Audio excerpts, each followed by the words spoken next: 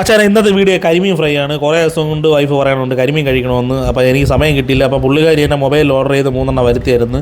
നല്ല അടിപൊളി മീനാണ് വന്നത്. നല്ല ഫ്രഷ് മീനാണ്, വലിയ പീസാണ്, ചെറുതൊന്നുമല്ല. 3 പീസാണ് വരുത്തിയത്. ആദ്യം നമ്മളൊന്ന് ട്രൈ ചെയ്ത് എങ്ങനെ ഉണ്ടോ നോക്കാൻ വേണ്ടി. അപ്പോൾ കൊള്ളാം, നല്ല രീതിയിൽ 3 പീസ് കിട്ടിയിട്ടുണ്ട്. അപ്പോൾ ഇത് മെയിനായിട്ട് കട്ട് ചെയ്യണം. കട്ട് ചെയ്യാൻ ഭയങ്കര മടിയാണ് എൻ്റെ വൈഫിന്. മീനൊക്കെ എല്ലാം വരുത്തും, പക്ഷേ കട്ട് ചെയ്യാൻ ഭയങ്കര മടിയാണ്. അപ്പോൾ ഞാൻ പറഞ്ഞു, നീ ഒരെണ്ണം കട്ട് ചെയ്ത് വീഡിയോ എടുത്തതിന് ശേഷം ഞാൻ കട്ട് ചെയ്തെന്ന് പറഞ്ഞ് പുള്ളിക്കാരി കൊണ്ട് ഒരെണ്ണം കട്ട് ചെയ്യിപ്പിച്ച് വീഡിയോ എടുത്തതിന് ശേഷം ബാക്കി ഞാൻ തന്നെ കട്ട് ചെയ്തായിരുന്നു. ഇത് നല്ല രീതിയിൽ എൻ്റെ ബ്രാല് പോകണമെങ്കിൽ ഇത് കഴിക്കാൻ നല്ല ടേസ്റ്റ് കാണുള്ളൂ, ഇല്ലെങ്കിൽ നമുക്ക് വൈറ്റമിനും കാര്യങ്ങളൊക്കെ വരും. അപ്പോൾ അത് നല്ല രീതിയിൽ ശ്രദ്ധിച്ചോണം. നല്ല രീതിയിൽ കളഞ്ഞതിന് ശേഷം ഉപ്പിട്ട വെള്ളത്തിലാണ് കഴുകി എടുക്കുക, എങ്കിലേ അതിൻ്റെ ചെവയൊക്കെ ഒന്ന് മാറുള്ളൂ. പിന്നെ ഇത് വലിയ അഴുക്കും കാര്യങ്ങളൊന്നും ഇല്ലായിരുന്നു മീനിൽ. അവർ നല്ല ഫ്രഷായിട്ട് കഴുകിയെ കൊണ്ടുവന്ന മീനാണ്. അത് നമ്മൾ ഉപ്പ് വെള്ളത്തിയിട്ടൊന്ന് കഴുകി അതിൻ്റെ കൂടെ തന്നെ വെളുത്തുള്ളി, ഇഞ്ചി, പച്ചമുളക് നല്ല രീതിയിലൊന്ന് ചതച്ചെടുക്കണം. നല്ല രീതിയിൽ പേസ്റ്റ് പോലെ ആയി കിട്ടണം. എന്നിട്ട് അതിൻ്റെ കൂടെ തന്നെ മുളക് പൊടി, മല്ലിപ്പൊടി, മഞ്ഞൾപ്പൊടി ഇതൊക്കെ 2 ടീസ്പൂൺ ഇട്ട് കൊടുക്കണം. മഞ്ഞൾപ്പൊടി ഒരു ശകലം ഇടാവൂ. ഇതിൻ്റെ കൂടെ തന്നെ മസാല നമ്മൾ വെളിയിൽ നിന്ന് വാങ്ങിച്ച് പൊടിയല്ല, നമ്മൾ വീട്ടിൽ തന്നെ പൊടിച്ചതാണ്, എല്ലാ ചേരുവകളും ചേർത്ത്. അത് നമ്മൾ 2 ടീസ്പൂൺ അതിലിട്ട് കൊടുത്ത് ഇത് നന്നായിട്ടൊന്ന് കുഴച്ചെടുക്കണം. പിന്നെ ഇതിൻ്റെ കൂടെ തന്നെ കുരുമുളക് പൊടിയും കൂടെ അതിൻ്റെ കൂടെ തന്നെ ഇട്ട് കൊടുക്കണം. നല്ല പേസ്റ്റായി വരാൻ വേണ്ടി ശകലം എണ്ണയും കൂടെ ഒഴിച്ച് കൊടുക്കണം. ഞാൻ എപ്പോഴും എണ്ണ ഒഴിച്ച് കൊടുക്കും, വെള്ളം ഒഴിക്കില്ല. കാരണം അതാകുമ്പോൾ നല്ലൊരു ഫ്ലേവറും കിട്ടും. നല്ല ഇതിൽ കുഴച്ചെടുത്ത് ഒരു നാരങ്ങ ഒരു പകുതി കട്ട് ചെയ്ത് അതും കൂടി ഇതിൽ ഒഴിച്ച് കൊടുക്കണം. കാരണം വേറെ നല്ലൊരു പ്രത്യേക ഫ്ലേവറാണ്. ചിലവർക്ക് അത് ഇഷ്ടപ്പെടില്ല, നമുക്ക് ഭയങ്കര ഇഷ്ടമാണ്. നമ്മളെപ്പോൾ ഫ്രൈ ചെയ്താലും നാരങ്ങ ഒഴിക്കും. പിന്നെ ഞാൻ ചിലപ്പോൾ തൈര് ഒഴിക്കാറുണ്ട്. പിന്നെ കരിമീനിൽ തൈര് ഒഴിച്ച് കഴിഞ്ഞാൽ ആ ടേസ്റ്റ് അത്ര പോരാ, അതുകൊണ്ടാണ് ഞാൻ ഒഴിക്കാത്തത്. ഇത് മെയിനായിട്ട് നല്ലതായിട്ടൊന്ന് മിക്സ് ചെയ്തെടുക്കണം. എണ്ണ ഒഴിച്ച്, വെളിച്ചെണ്ണയാണ് ഞാൻ ഒഴിച്ചിട്ടുള്ള, പാമായിൽ ഒഴിച്ചില്ല. കാരണം പാമായിൽ ഒഴിച്ചപ്പോൾ 2-3 പ്രാവശ്യം ടേസ്റ്റ് അത്ര പോരായിരുന്നു. അതുകൊണ്ട് വെളിച്ചെണ്ണയാണ് ഒഴിച്ച് കൊടുത്തത്.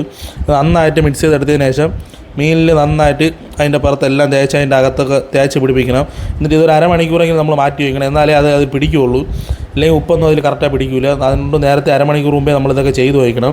സംഭവം 3 നല്ല സെറ്റായിട്ട് റെഡിയായി വന്നിട്ടുണ്ട്. ഒരു അരമണിക്കൂർ മാറ്റി വെച്ചതിന് ശേഷം നമുക്ക് ഫ്രൈ ചെയ്തെടുക്കാം. അതിന് മുമ്പ് കണ്ടോ കുറച്ച് കപ്പയും കൊണ്ടുവന്നിട്ടുണ്ട്. അപ്പോൾ കപ്പയും കൂടെ ഒന്ന് റെഡിയാക്കി എടുക്കണം. ഇതിൻ്റെ കൂടെ തന്നെ നമ്മൾ ആ മീൻ ഏകദേശം സെറ്റായി ഇവിടെ വന്നിട്ടുണ്ട്.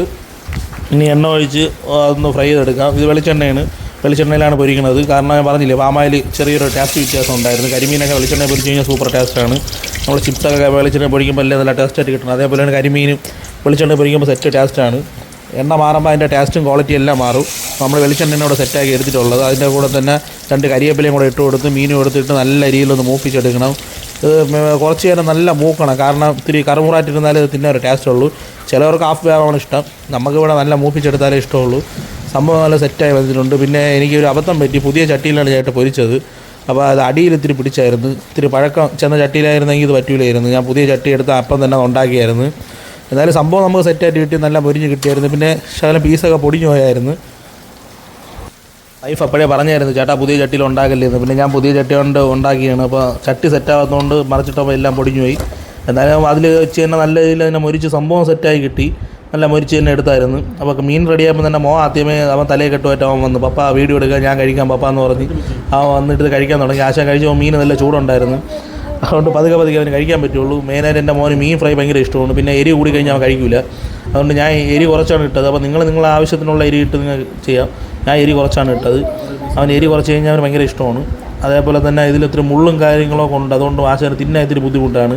അത് സാധാരണ ചൂര ഫ്രൈ ഒക്കെയാണ് അവന് ഭയങ്കര ഇഷ്ടം. അതാകുമ്പോൾ മുള്ളു കുറവാണ്. അവന് ഇടയ്ക്കിടയ്ക്ക് ചെയ്ത് കൊടുക്കുമ്പോൾ ഭയങ്കര ഇഷ്ടമാണ് അത് കഴിക്കാൻ.